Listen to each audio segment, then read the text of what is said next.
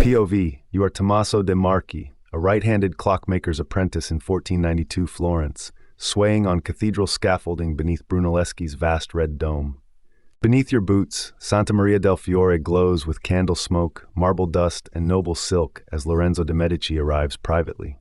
Beside you hangs the half-finished bronze comet-tracking sphere, engraved with zodiac bands and tiny teeth, built to mirror the moving heavens.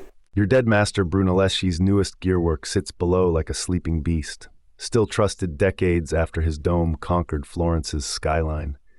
Clerks with ink-black fingers crowd the platform edge, arguing whether the sun, not the earth, should rule the cathedral bell's rhythm.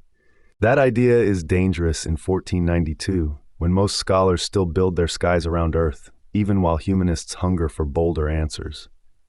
You feel every eye watching because your master's shop promised a miracle of moving brass, and Florence loves genius almost as much as scandal.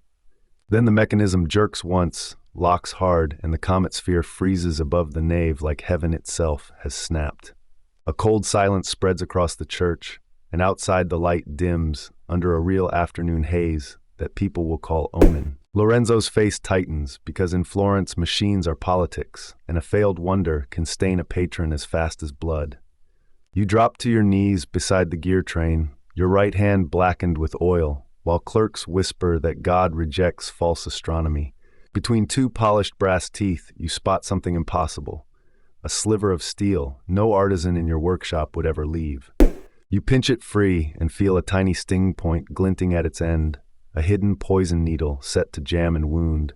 Your stomach drops because this is no accident, and whoever planted it wanted the machine cursed and its keeper blamed. You picture prison, ruin, and your family name spat through market stalls before the baptistry doors even open for vespers.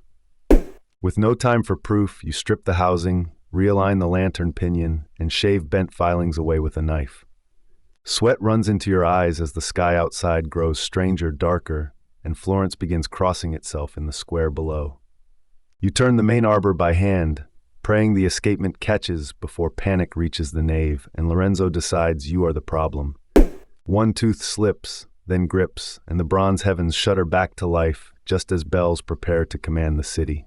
Relief barely lands before you see fresh scratches near the winding drum, proof the saboteur stood close enough to touch you.